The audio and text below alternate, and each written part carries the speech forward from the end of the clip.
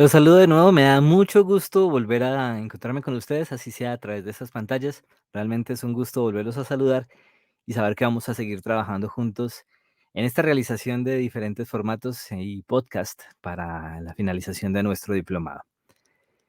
El día de hoy, como les venía contando, la idea es que podamos cerrar conceptos sobre la producción de podcast o contenidos radiales, digámoslo así, que siempre ha existido como esa discusión desde que empezamos a hablar de podcast, ¿no? Si eso es radio, no es radio. Yo creo que ese es un buen momento para empezar a abordar la discusión a partir de diferentes miradas, si se quiere, y también un poco el objetivo de hoy es que empecemos a conocer también otros formatos y géneros de la realización de productos sonoros, ya sea podcast, ya sea productos radiales. Quiero hacer para arrancar, quiero hacer un pequeño resumen sobre los elementos del lenguaje radial, lo que nos permite poder desarrollar diferentes narrativas a partir de la radio. Entonces, me permito aquí compartir mi pantalla y aquí pueden ver estos diferentes elementos del lenguaje radiofónico. Tenemos la palabra, tenemos la música, los efectos sonoros y los silencios. Entonces, esos como elementos que hacen parte del lenguaje radiofónico, ¿no? La palabra es la voz humana, la voz humana que cuenta, ¿no? Entonces, en ese mismo orden de ideas, discúlpenme que aquí al abrir la diapositiva me cambió un poco el formato, pero es la voz humana que cuenta, ¿no? Y es esa voz del pensamiento, de alguna forma, ¿no? Esa voz humana, esa voz humana está representada en la radio a través de entrevistas, a través de testimonios, a través de un guión que estamos locutando, un parlamento para un locutor, para un narrador.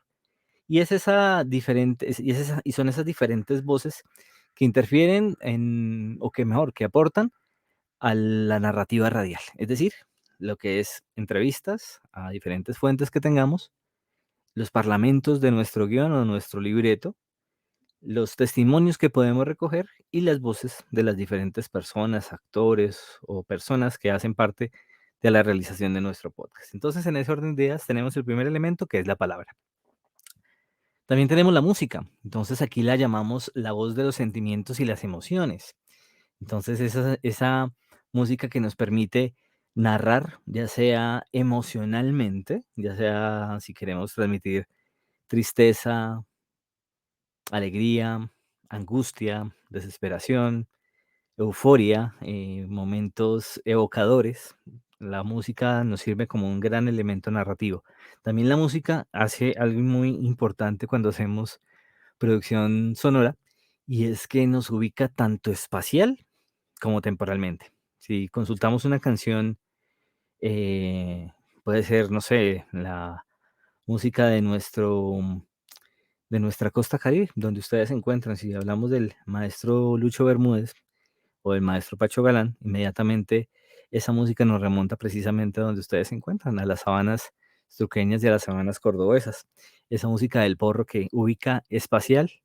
Sabemos que esa música está sonando en el norte de nuestro país y quizá si hacemos una revisión de una música que pueda llegar a ser o que nos ubique en un marco temporal, podemos utilizar, no sé, se me viene a la cabeza alguna canción de Aterciopelados que nos ubica en los años 90, por ejemplo, como para poner un ejemplo. Entonces la música, recapitulando, es esa voz de los sentimientos y las emociones que nos permite crear un marco narrativo, tanto espacial, temporal, pero también a través de las emociones, alegría, tristeza, melancolía, emociones, quizá también euforia, angustia, desesperación. ¿Sí? Digamos que agresividad. También la música nos permite dar como ese toque en la narración, ¿no? También tenemos otro elemento de de este lenguaje radiofónico que es los efectos sonoros. Entonces los efectos sonoros son la voz de la imaginación.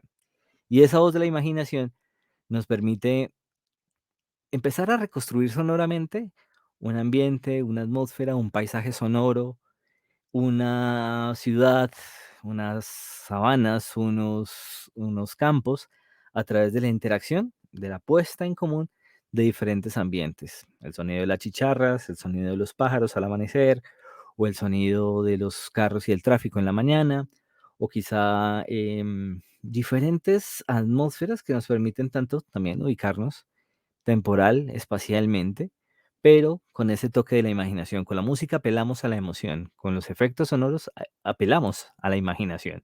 Entonces, si les pongo un ejemplo de los patos que se dirigen desde el Canadá y había unos patos con la cabeza verde, con el pico amarillo, pero ustedes me dirán de qué color era el plumaje.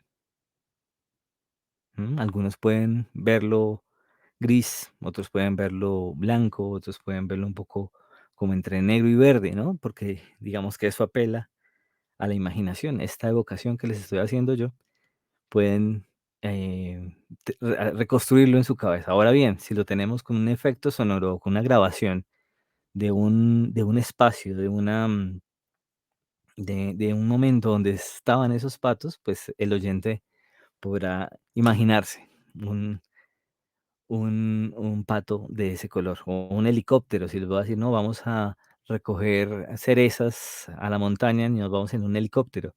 Algunos están viendo un helicóptero amarillo, otros están viendo un helicóptero anaranjado, otros están viendo un helicóptero azul, amarillo, diferentes colores, y eso apela también a la imaginación. Y ahora tenemos el último recurso, o el último elemento de este lenguaje radiofónico, que es el silencio, la voz de la conciencia, la voz interior, la voz que nos hace reflexionar. Y ese silencio, si ustedes les hago una pregunta y les digo, bueno, ¿qué van a hacer esta noche? Ese silencio los puso a pensar. Y también cuando tenemos la posibilidad de realizar relatos sonoros, ese silencio pone a pensar a nuestra audiencia, nos pone a reflexionar. Entonces, en ese orden de ideas, la voz es la voz de el silencio es la voz de la conciencia, es esa voz que nos interpela, que nos cuestiona. Entonces, en ese orden de ideas, teniendo ya como estos elementos del lenguaje radiofónico y en virtud de un montaje sonoro, recordemos un poco como la lógica del montaje cuando hacemos radio, cuando hacemos producción de podcast, pues tenemos diferentes canales en nuestro Pro Tools, en nuestro Audition, en nuestro Audacity, que nos permite manejar diferentes niveles de intensidad o de volumen, de ganancia. Y esa narrativa, esos diferentes niveles nos permitirán poder hacer la construcción de un paisaje sonoro.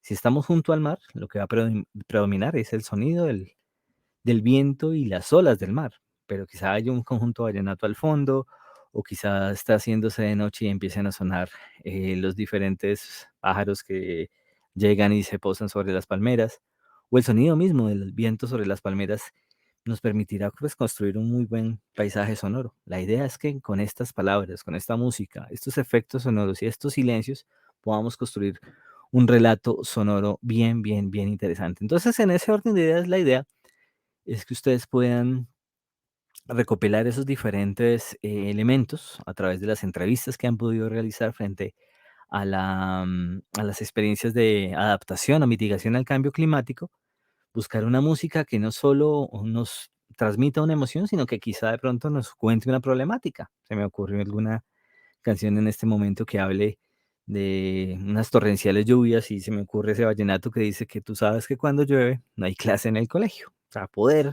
ir más allá de la narración espacial y de la narración temporal. También la música nos ayuda a enriquecer el relato. Efectos sonoros, pues bueno, los efectos sonoros que pudimos haber recopilado en las dos experiencias en las que nos encontramos, ya sea en Cereté con Delma o en San Onofre con Rubiela. Esos diferentes efectos sonoros también nos permiten enriquecer nuestro relato. Y esos silencios también serán los cuestionamientos sobre qué estamos haciendo como sociedad para el tema del cambio climático. Entonces, en ese orden de ideas, tenemos los elementos del lenguaje radiofónico. Yo quiero, ahora sí, involucrarme un poquito más como en la discusión del podcast. Entonces, aquí tenemos unas diapositivas que nos servirán mucho. Y son testimonios, son versiones, son voces de algunas personas que se han detenido a pensarse el podcast como fenómeno, pero también que se han detenido como a analizarlo desde la academia. Entonces, aquí tenemos la opinión de una de las personas más respetadas en Colombia que es realizador de podcast. Se trata de Félix San Jordi, Félix Riaño. Él tiene un libro que se llama Todo sobre podcast y hace una definición muy interesante. El podcast no es más radio. Si dijéramos que es audio transmitido por internet, es radio. Tendríamos que decir que YouTube es televisión. El podcast es mucho más poderoso que la radio, Esa es su apuesta, ¿no? Con un podcast no hay fronteras, una persona individual. Tú puedes hacer podcast. El podcast puede ser específico, profundo y externo. Si hablamos de la forma en que usamos el tiempo, el podcast se escucha después.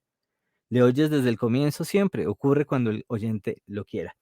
Y eso es como quizá la primera diferenciación sobre la radio, ¿no? Tú puedes escuchar el podcast on demand, es decir, que lo escuchas cuando quieras, en tu horario, cuando te estás acostando, cuando te vas a levantar, cuando vas en el transporte público, en el carro, en la motocicleta. No, mentiras, no promovamos promovamos la seguridad vial.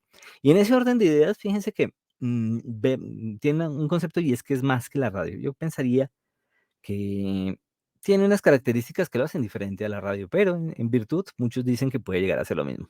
Consultemos otra mirada, ¿sí? En este caso es Martina Castro de podcasteros.com. Dice, bueno, el podcast, ¿no? Es un medio tanto como es el diario, los blogs, la televisión, es decir, lo cataloga como medio. A través del medio podcast se puede entregar programas de audio de varios formatos, radionovela, noticiero, tertulia, crónica radiofónica. Entonces aquí ya lo asume y lo entiende como un medio, como sí, como un dispositivo más, un medio que está, sí, literalmente mediado por esa mediación, y discúlpenme la redundancia, pero es eso, es sonido, es contenido sonoro en una mediación, ¿sí? Así lo define. No es un género, no es un formato, es un medio. Vamos con otra definición. Esta es de Marcela Perdomo, ella hace parte de los podcasts de Blue Radio. El podcast es un formato de audio que debe contar una historia y tener una continuidad. Debe ser atractivo, corto y dinámico, con temáticas que atraigan la atención de los usuarios. Debe tener una temática definida, la cual permita dirigirse a un público específico. Se debe tener constancia y periodicidad en la entrega de los contenidos. Y aquí hay algo muy interesante, y habla de una temática definida para llegar a una audiencia. Entonces, fíjense lo interesante, no solo habla de una mediación, no solo habla del momento en que lo vamos a escuchar, sino aquí ya empieza a decir, bueno, tiene que ser un tema específico. Y en nuestro caso, que estamos realizando contenidos sonoros, podcast o radio, pues va a estar dirigida a personas interesadas frente al cambio climático, ¿sí? A partir de esas historias que vamos a contar, tanto de adaptación como de mitigación. Entonces, aquí ya estamos definiendo esa temática que nos permitirá compartirlo con otras personas que hacen parte de esa comunidad de interesados en hablar del cambio climático como ese fenómeno al cual podemos adaptarnos, mitigarlo, pero que también hay una preocupación frente a esto. Entonces, fíjense cómo vamos enriqueciendo el concepto. Aquí tenemos otro concepto de Mariano Paguela. Él es de Argentina Podcastera, otra de las plataformas conocidas, y todas estas plataformas son muy recomendadas para llegar a contenidos sonoros. Entonces se entiende como el podcast es un medio, no un formato. Entonces fíjense que hay afinidades acá. Llamarle formato implica que el contenido debe cumplir con determinadas características para ser considerado podcast. Y no es así. Es una pieza originalmente pensada para radio, que puede publicarse como podcast sin ningún problema. Audioficción, crónica periodística, narración, debate, entrevista, esos son todos. Todos son formatos que pueden ser publicados en radio o en podcast. Entonces, fíjense que aquí ya estamos llegando o utilizando o valiéndonos de esos formatos de la radio que ya hablaremos un poco más adelante, que tienen que ver con la crónica, el reportaje, la entrevista, la narración, todo esto puesto en un dispositivo digital, ¿no?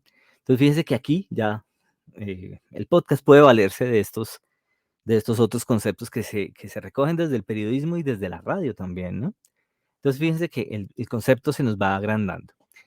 Es una pieza, bueno, este concepto es de Rafael Zulbarán, de Pluma Volátil. Es una pieza que puedes tener cerca y descargarla y disfrutarla cada vez que desees. Volvemos a la portabilidad y al momento on demand que queramos escucharlo. La facilidad de compartirla por diferentes medios, llegar al público que desees, el que consume podcast es porque realmente está interesado en el contenido.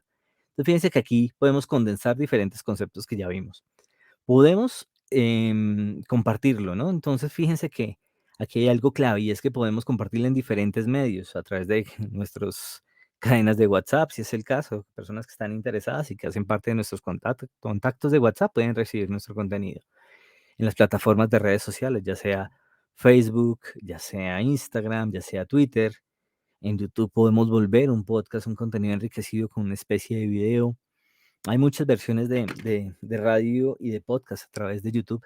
YouTube no necesariamente es un contenido orientado a video, sino que puede ser podcast con una imagen que lo convierta en una pieza sonora con un pequeño contenido audiovisual, lo que llamaríamos un audiograma.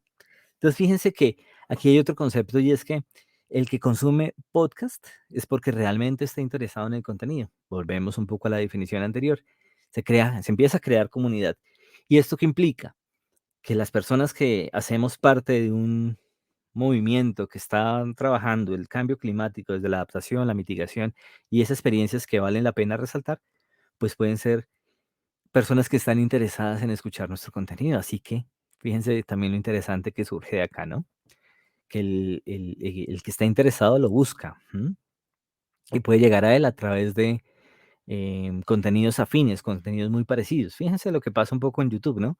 Si uno está buscando una canción de porro, por ejemplo, no solo van a aparecer las canciones de Lucho Bermúdez, sino quizá las que hacen los diferentes músicos tradicionales, y bien empieza también como a construirse esa afinidad a través de etiquetas, de diferentes tags que hacen la navegación o la llegada a estos contenidos de mucho más fácil, ¿no? Entonces, fíjense lo interesante que cómo vamos construyendo y enriqueciendo el concepto. Este es el último que tenemos acá preparado dentro de estos conceptos de personas que hacen la realización de podcast, ¿no? El podcast da mucha flexibilidad, no es estrictamente radio, es el concepto de audio y de entrega de audio al usuario final. Y esta versión es de Andrés Fernández de Vox Pop, que es colombiano. Pues fíjense que aquí lo condensa en un concepto que es la flexibilidad, ¿no? El usuario toma la decisión de cuándo escucharlo y cuándo llegar a él, llegar a este contenido. Entonces, fíjense lo interesante de cómo estamos construyendo el concepto. Recapitulemos un poco. El podcast, además de ser un contenido sonoro, como podría ser la radio, es un contenido que se basa en la radio a partir de los diferentes formatos: crónica, reportaje, debate, entrevista, que también se vale de diferentes plataformas. Entonces está el podcast que podemos compartir a través de nuestras redes sociales, a través de nuestras redes de contactos. Entonces estamos creando una comunidad. Pero el podcast también tiene esa facilidad y esa, am, sí, lo que lo hace más fácil para poderse escuchar, y es que lo escuchamos en demanda. Lo descargamos esta noche y lo podemos escuchar mañana en la mañana.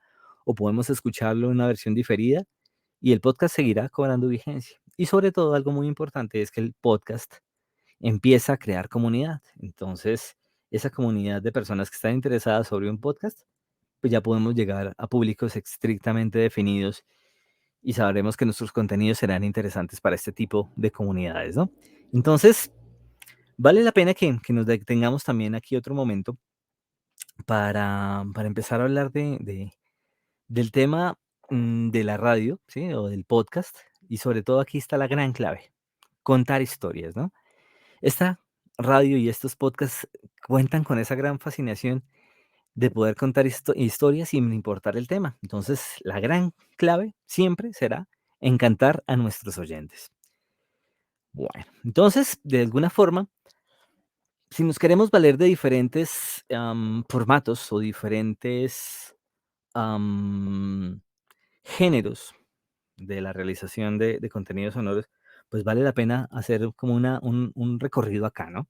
Hablar sobre el reportaje, que es una de las posibilidades que tenemos para contar historias o para contar experiencias de mitigación o de adaptación al cambio climático. Entonces es una narración de sucesos expuestos con la finalidad de informar a profundidad. ¿Y cuál es la clave acá? Que nuestros podcasts, si elegimos el formato y el género del reportaje, lo que buscamos es que estos contenidos puedan exponer mucha información de datos, ¿no? Importantísimo conocer, exponer e investigar esos datos, ¿no? Entonces, el índice de, no sé, de precipitaciones en la región puede ser algo muy valioso.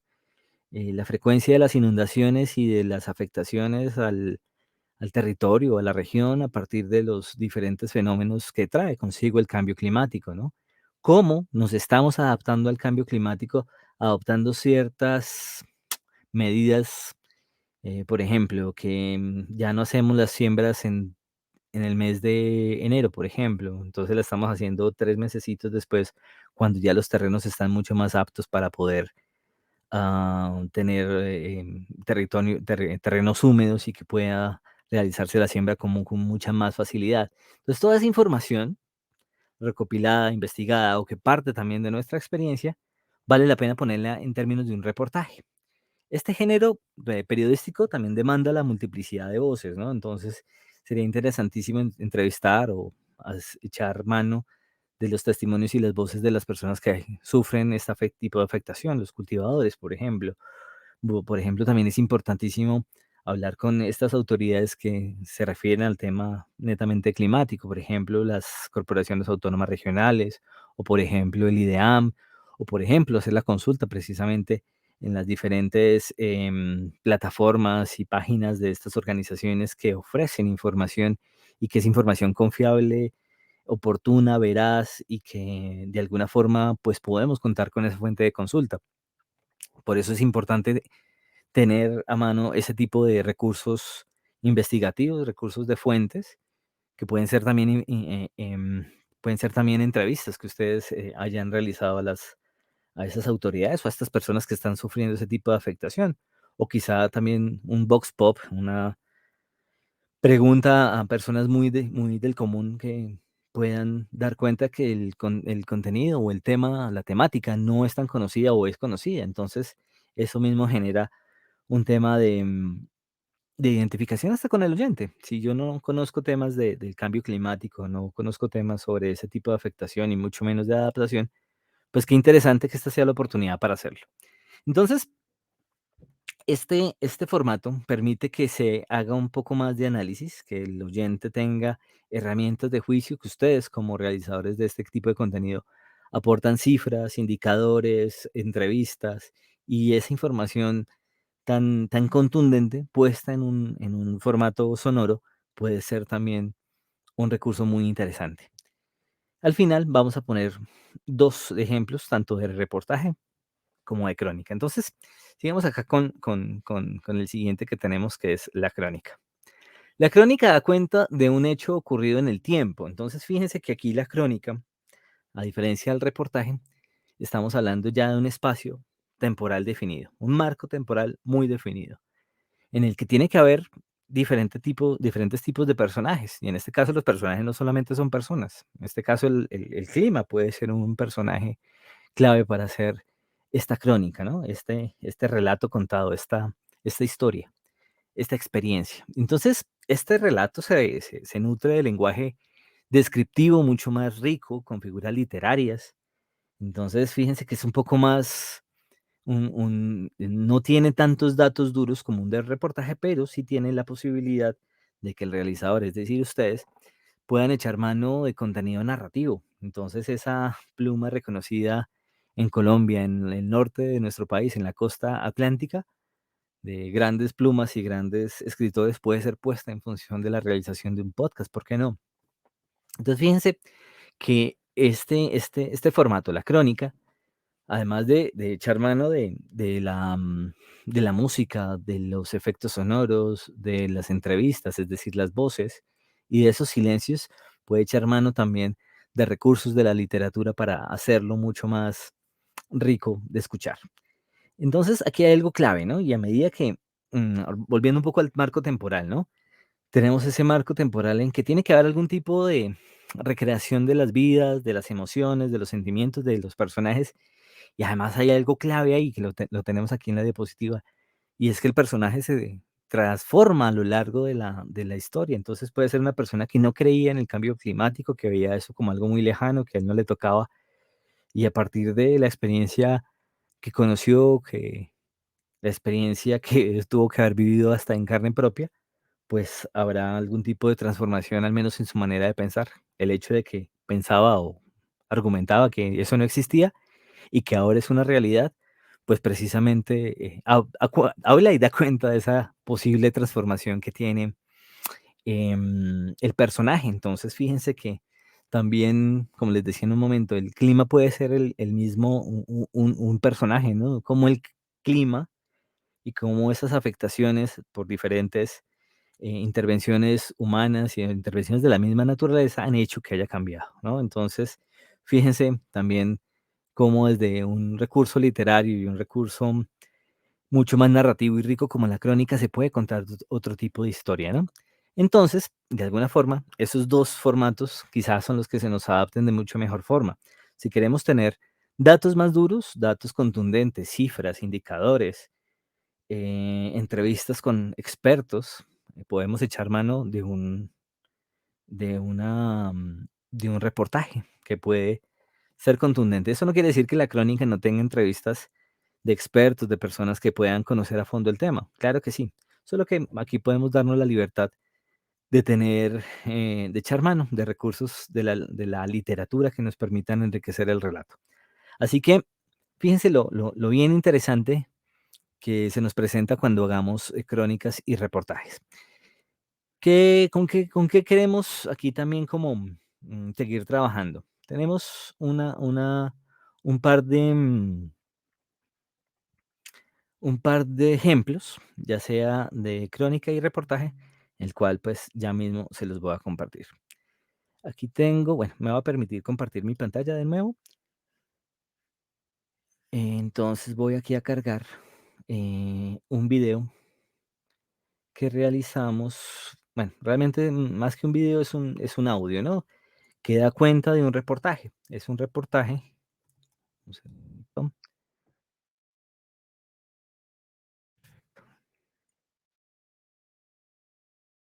Es un reportaje que realizamos en nuestra emisora, en Uniminuto Radio. Este reportaje fue una reconstrucción de una investigación que se realizó en la calle del Bronx, en Bogotá, que habla y que da cuenta de el fenómeno de habitabilidad de calle y en un momento muy importante para, para nuestra ciudad, en Bogotá. ¿Qué pasó? ¿Qué pasó cuando se hizo la intervención del Bronx en Colombia, en Bogotá?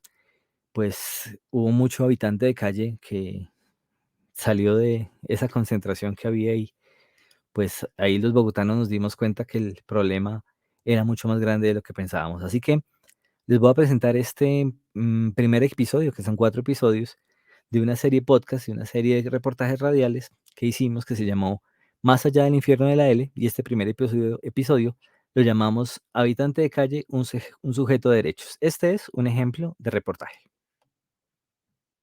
Reportaje contiene lenguaje e imágenes sonoras que pueden resultar perturbadoras para ciertas audiencias. Se recomienda discreción. Bienvenidos a Uniminuto Radio. Soy Ángela Bocanegra y esto es Más allá del infierno de la L. Hoy, habitante de calle, un sujeto de derechos. En la madrugada del sábado 28 de mayo de 2016, la ciudad de Bogotá viviría uno de los episodios más trascendentales en la lucha contra diferentes manifestaciones del ejercicio criminal, solo que esta vez se realizaría en un gigantesco operativo en un solo lugar. Escarbando en el basural me encontré con tu amor, disfrazado de apego, miedo, tristeza y dolor, más lo coloqué sobre la compasión y la bondad que hace ya bastantes siglos desechó la humanidad. Hoy llevo en mi carreta cientos de ilusiones rotas, la inocencia de los niños que se agrieta por derrotas. En el corazón de la capital colombiana, la zona del Bronx y específicamente en la L, un territorio delimitado por la carrera 15 entre calles 9ª y 10ª y a pocos metros de la alcaldía de Bogotá, el Congreso de la República y la Casa Presidencial, era considerado, según versiones de quienes sobrevivieron, lo más parecido al infierno sobre la tierra. Ahora tenemos las 12 del día, 8 minutos, y un operativo sin precedentes se desarrolló en la zona del Bronx en Bogotá. Se tomaron la zona del Bronx. ¿Cuáles son los objetivos? Lo dice el presidente Juan Manuel Santos. Es una intervención que tiene 2 objetivos. Uno, restablecerle los derechos, sobre todo a los niños y a los ciudadanos que ahí estaban siendo vulnerados sus derechos, pero también, por supuesto, tiene un objetivo desde el punto de vista de lucha contra el crimen, contra el delito, porque el Bronx se convirtió en una fuente de delito, una fuente de crimen. Que la sociedad atesora a al iPhone 7. Atrapados por la droga digital, por el retrete se va la conexión emocional entre familias, aquella que la enfermedad permanece en vigilia. Me pregunto quién realmente vive preso de carencia, si yo un indigente o la absurda gente sin conciencia. La pobreza más grande es el temor que hay en tu alma, porque es como un tumor que cuarta tus horas de... También Enrique Peñalosa, el alcalde de Bogotá, habló de este operativo. Aquí vamos a mantener la presencia de la policía en el sector. Esto no volverá a ser una república independiente del delito donde no puedan circular libremente los agentes del orden en la ciudad. Un territorio controlado por el vicio, el AMPA, las mafias del narcotráfico y donde, según informes e investigaciones de la Fiscalía General de la Nación y la Policía Nacional, se cometían todo tipo de delitos, ya que el ingreso de la fuerza pública y de la institucionalidad del Estado era algo casi imposible en este territorio vedado. Así, con bombas de aturdimiento, balas de goma y gases lacrimógenos, a las 4 de la mañana del pasado sábado, 2.500 hombres de la Fiscalía, Policía y Ejército irrumpieron en las entrañas del Bronx. Asesinato, torturas, hurto, receptación, abuso a menores de edad con fines de explotación sexual, secuestro, tráfico y consumo de sustancias psicoactivas ilegales, fabricación y expendio de licores adulterados, sicariato, descuartizamiento y desapariciones forzadas eran solo algunas de las prácticas criminales que se realizaban en este estrecho sector de la ciudad. La constante y notoria crisis humanitaria registrada en el Bronx, que sumada al secuestro y tortura de 2 agentes del CTI de la Fiscalía, determinaron la intervención a la olla más grande que haya visto la ciudad. Esta ciudad es la propiedad del señor Matanza. Esa olla, esa mina y esa finca y ese mar, ese paramilitar, su propiedad del señor Matanza. Ese 28 de mayo, el operativo fue dirigido desde la Presidencia de la República, el Ministerio de Defensa, la Fiscalía General de la Nación y la Alcaldía de Bogotá. Para este fin se dispusieron más de 3.000 hombres y mujeres entre policías, militares y servidores públicos. Se iban a meter en la tenebrosa calle del Bronx. Una olla de esa magnitud requeriría una intervención igualmente grande. Sería entonces el allanamiento con mayor impacto en Colombia.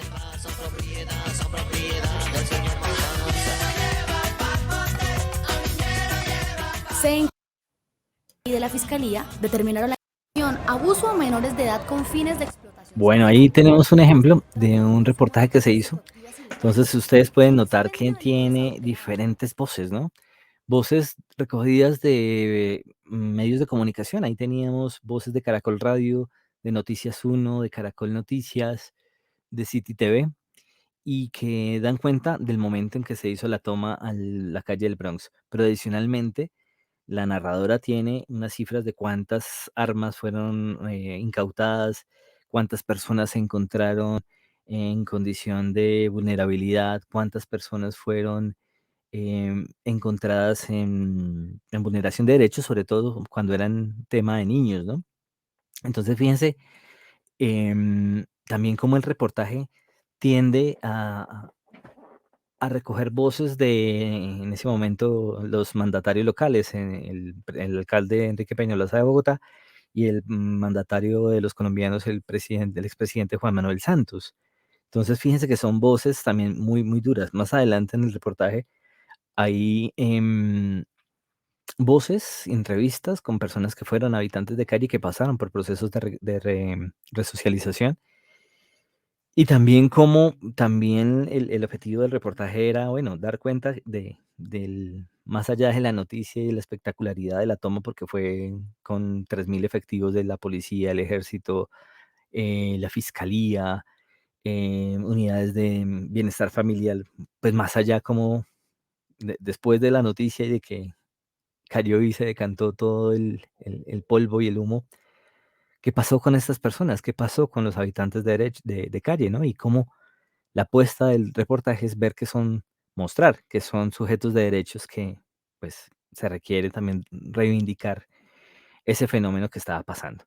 Entonces, eso en términos del reportaje es un ejemplo, básicamente, que, pues, estuvo bien logrado y bien construido. Así que, pues bueno, vale la pena también como echar la mirada. Si ustedes quieren indagar un poco más, es uniminutoradio.com.co/Bronx. Me va a permitir ahora La colocar bicicleta que tuvo Rigoberto. perdónenme. Esto ya es formato crónica y es de la W Radio. y es una crónica que cuenta la vida de Rigoberto Urán, nuestro ciclista colombiano, y cómo esa vida de él se puede contar a partir de elementos de la crónica, de cómo desde las montañas de Antioquia salió una persona que tuvo una infancia dura, muy dura, y que pues logró diferentes premios en el ciclismo mundial. Entonces, este es un ejemplo de crónica, una crónica hecha por W Radio, que cuenta la vida de Rigoberto Urán. Así que vamos con esta. La primera bicicleta que tuvo Rigoberto Urán se la regalaron partida en 3 pedazos. Era roja, de hierro y tan vieja que un tío suyo la tenía botada en la ramada trasera de la casa. El papá de Rigoberto se la mandó soldar porque quería que montaran juntos los fines de semana. Rigo, como lo llaman desde niño, tenía 14 años, pero le aburría el ciclismo. No le gustaba pedalear. Se adoraban. Mientras su papá entrenaba para mantenerse saludable, Rigoberto lo hacía para hacer feliz a su progenitor. Lo amaba. Un día, en los vientos de agosto del año 2001, don Rigoberto de Jesús Urán salió a entrenar con otro amigo en su bicicleta. No llevó a su consentido Rigo porque la salida era muy temprano y el muchacho debía ir a estudiar. Don Rigoberto no regresó sobre las 7 de la mañana como era de costumbre. Al regresar del colegio, le contaron a Rigo que su padre no aparecía. El muchacho sacó su bicicleta roja y como loco salió a preguntarlo en el hospital, en la estación de policía, y aunque su papá no bebía, lo buscó en las cantinas de Urrao. Pero nada, no había rastro del hombre. Al día siguiente llegarían con esa noticia que físicamente le quita el aire a cualquier ser humano. Esa que lo hace golpearse contra las paredes y en algunos casos que posterga el odio para toda la vida. Paramilitares habían matado al padre de Rigoberto Urán. Frente al féretro de su papá, de hombre a hombre, Rigoberto haría 3 promesas que ha cumplido a cabalidad: velar por Araceli, su mamá, y por Marta, su hermanita, terminar el bachillerato y pedalear hasta el fin del mundo. Un domingo de noviembre de aquel año, Rigo, quien se había dedicado a vender chance para ayudar económicamente en su casa, salió al centro de Urrao a cobrar algunos fiados. En el Parque Central, vio como muchos jóvenes se apilaban en sus bicicletas semiprofesionales para inscribirse en la válida municipal. Recordó a su padre y regresó a casa. Sacó su remendada bicicleta, se puso los únicos tenis que tenía, una pantaloneta y una camiseta de su papá. Lo inscribieron de tanto insistir. Le ganó a todos, con la distancia que produce la rabia de que su papá no estuviera físicamente esperándolo en la meta para darle un abrazo y un beso de amor. Sorprendido, el entrenador José Laverde lo fichó de inmediato en el que fuera su primer equipo, el Club de Bicicletas Urrao. Meses después, Laverde lo llevaría a una competencia de cazatalentos donde se validaban clasificaciones para estar en la Vuelta a Colombia. Urán ganó sin problemas. Después de la carrera, tomando gaseosa en una cafetería, Laverde le contaría que su nuevo club era Orgullo Paisa, uno de los mejores de Colombia. En el año 2005, llevó a la sala de su casa más galardones que cualquier otro deportista en Colombia: 7 medallas de oro del Campeonato Nacional en Pereira, y fue la revelación en el Campeonato Panamericano, donde recibió otras 5 preseas de oro. Como si necesitara adornar más la pared de su casa, ganó la Vuelta a Porvenir y la Vuelta de la Juventud en Venezuela. Hay unas imágenes para la historia. En ellas vemos a un Rigoberto de 18 años contándole a un periodista que ya no trabajaba vendiendo chance, pero sonríe cuando le recomienda que juegue los números 45-62 y 27-85. El ciclista Marlon Pérez haría contratar a Urán en el Team Tenax de Italia. Curiosamente, mientras a Pérez solo lo fichaban por una temporada más, a Urán lo contrataban por 3. Pues fíjense que ahí estamos conociendo la vida de Rigoberto Urán, quizá la que no es tan conocida, la vida después o la vida, mentira, la vida mucho antes de que fuera el corredor que conocemos y que triunfa en el exterior. Entonces fíjense lo interesante de esta crónica, ¿no? La crónica se basa de imágenes literarias, por llamarlo de alguna forma. Habla de pedalear hasta el fin del mundo, habla de la venta de chance, habla de esos datos que dan cuenta de su vida y que de alguna forma son figuras literarias que son muy bonitas, ¿no? eso, pedalear hasta el fin del mundo, donde las piernas se rompen, por ejemplo, no sé, muchas imágenes y muchas figuras literarias que ayudan a enriquecer el relato.